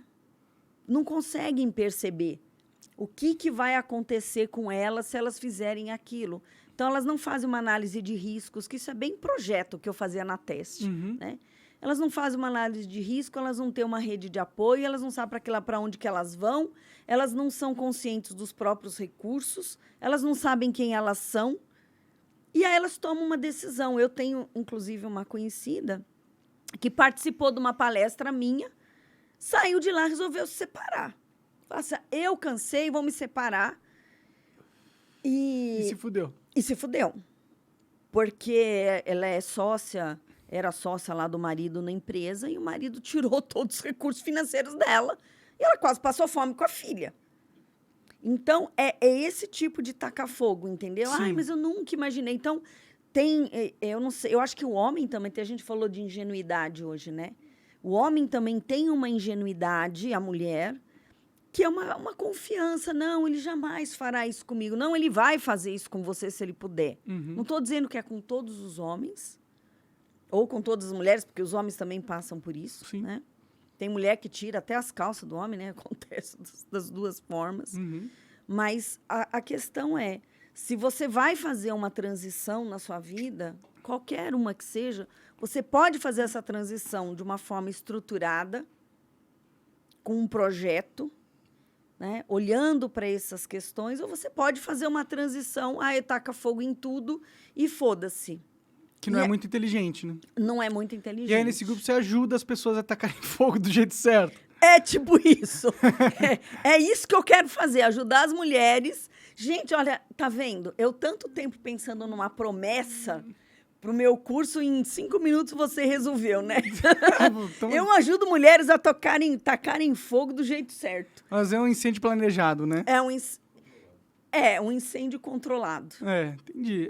É aquela velha questão de, às vezes, você precisa fazer mudanças radicais na sua vida e você não entende como, né? Mas elas são necessárias, muitas vezes, né?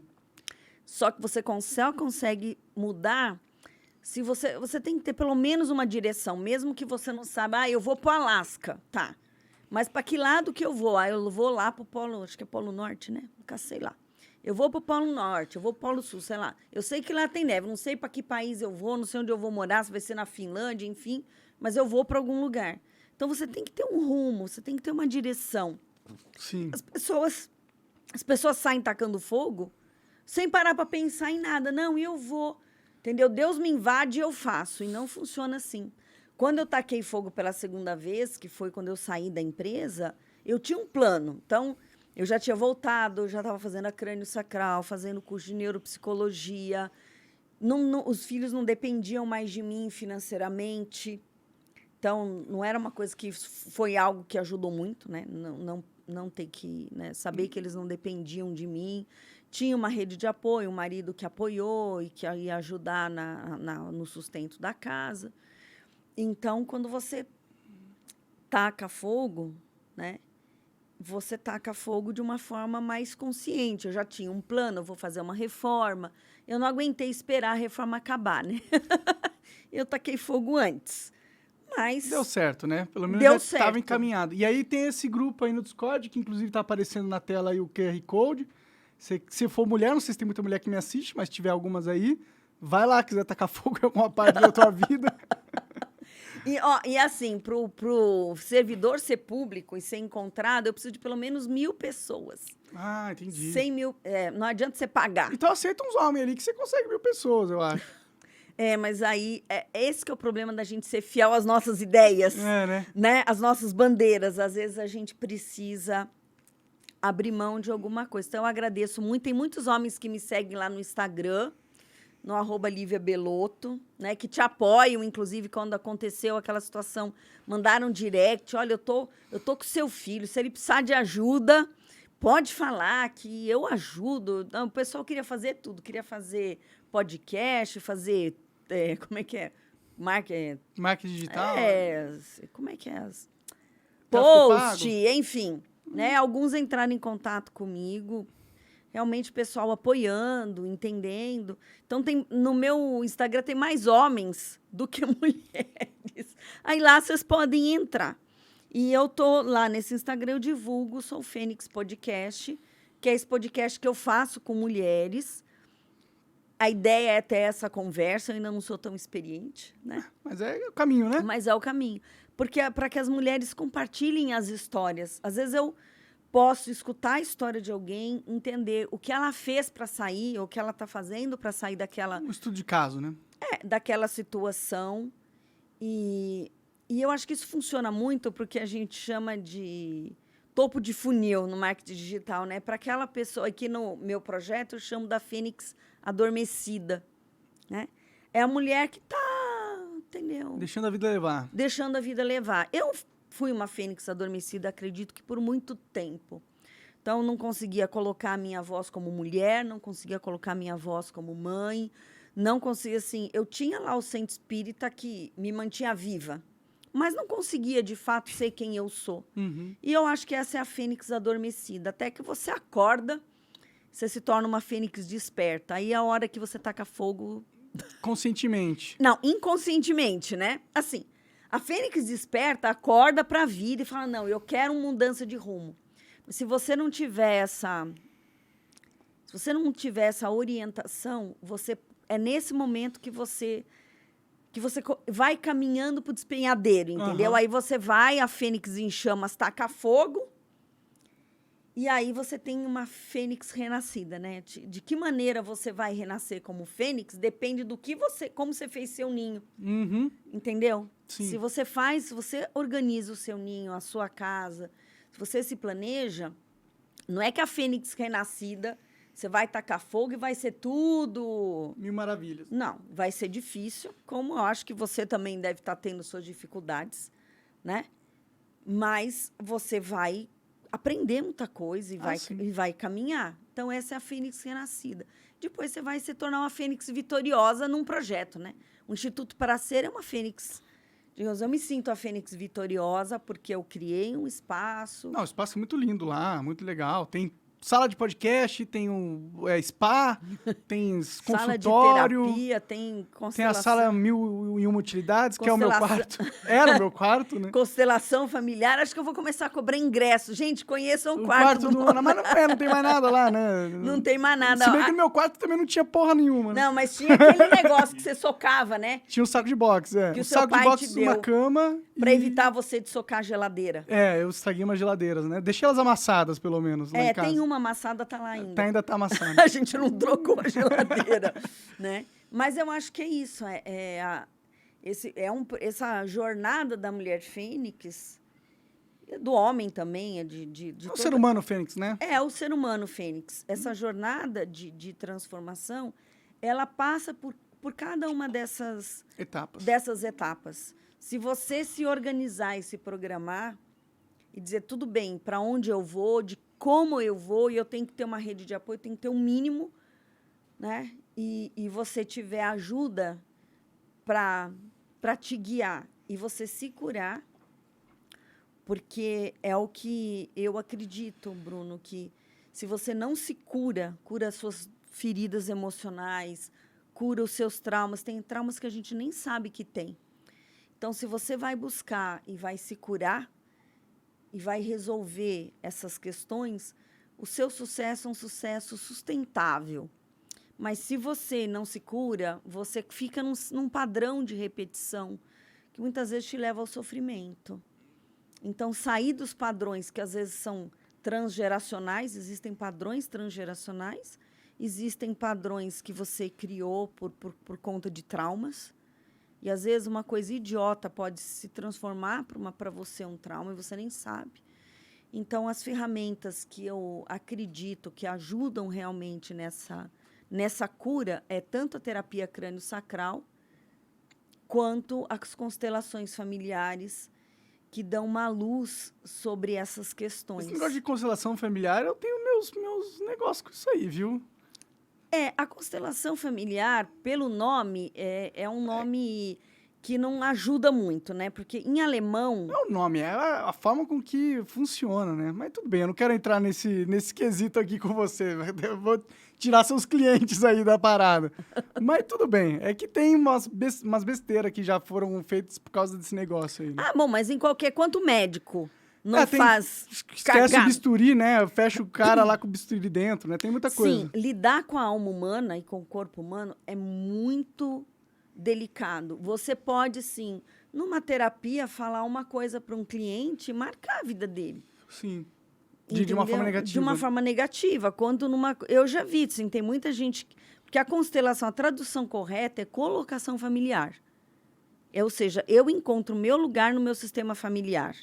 E aí eu posso ser feliz, aí eu posso ter saúde. Esse é o objetivo da constelação. Mas eu vejo muitas pessoas usando a constelação para tentar fazer tipo assim, isso não está acontecendo do jeito que eu quero, então eu vou fazer uma constelação para ver se... Aí eu dou um jeito de colocar a vida, né, a constelação a serviço do que eu desejo.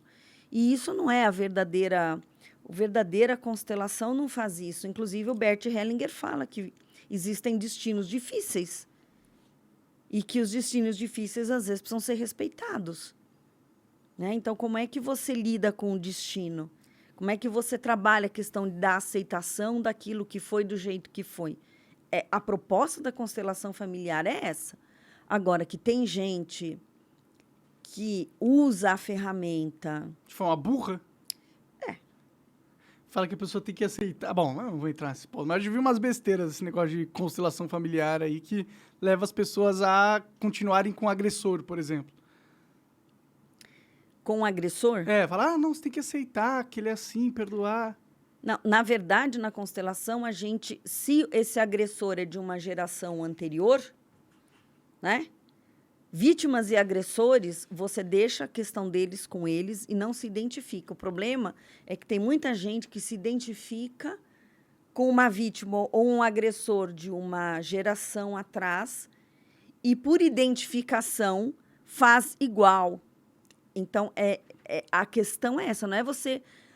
então tudo bem. Não, você foi o agressor, só que no final vítimas e agressores só querem morrer em paz, sabe? É isso que acontece. O que a constelação fala é que você não pode excluir. Porque tudo que você exclui volta até você. Às vezes excluir um agressor é uma boa coisa, né? Na filosofia das constelações funciona um pouco diferente, mas aí a gente teria que discutir a filosofia. Entendi. Entendeu? Existe uma filosofia, existe uma dinâmica, uma prática. Na prática, a gente busca aplicar a filosofia das constelações. E a inclusão, a não exclusão, vou chamar de o pertencimento, é uma das leis. Entendi. Bom, tá aí, né? O pessoal quiser, o link tá aí na descrição, na frente aí, vai lá participar das vários serviços que o Instituto para Ser provém, né? Desde massagem, psicóloga, se você quiser gravar um podcast depois de fazer a massagem e passar pelo psicólogo, você faz um podcast. Então, tem muitas coisas lá. Aí, depois, se quiser relaxar, você vai no spa. É um serviço completo. institutoparaser.com.br. Isso. Certo? Certo, Tem alguma filho. coisa mais que você queria falar, mãe? Quer contar algum podre meu? Algum Não. momento que eu te dei de amargura na vida? Eu quero dizer que eu te amo. Que lindo. Também te amo, mãe. Obrigado por ter vindo aí, viu? Conversar comigo. Eu Dia que das agradeço. Mães. Felicidade às mães aí. Você que é mãe, parabéns. Hoje é o seu dia. E é isso. E um grande beijo aí para todas as mães. Força. E, como dizia minha mãe, ser mãe é para descer no paraíso, né? Ser mãe é uma grande luz, uma grande bênção. E todo filho é uma grande alegria. Que as mães possam se sentir abraçadas nesse dia por mim, aqui pelo meu filho e pelo nosso Pai Maior. Até a próxima vez. Obrigada, filho. Valeu, mãe. Obrigado. Valeu mesmo. Um beijo. Até a próxima, gente. Tchau.